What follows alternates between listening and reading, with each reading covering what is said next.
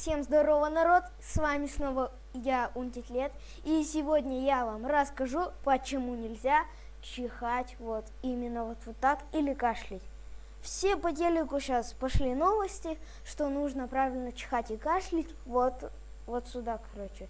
Сейчас я вам скажу, почему категорически нельзя так кашлять или чихать. Когда мы кашляем или чихаем, бывает мы что-то перед этим таскаем. К примеру, когда мы что-то тяжелое таскаем, и у нас чаще всего они иногда бывают вот эти части потеют.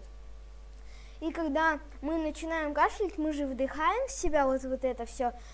И получается, когда мы хотим чихнуть или кашлянуть, мы вот так вдыхаем, и потом уже выдыхаем.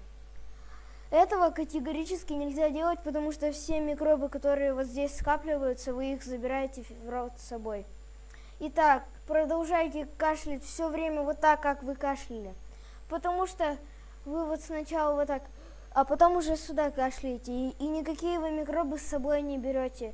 И наверняка после этого вы моете руки и уже чистыми руками берете другие вещи.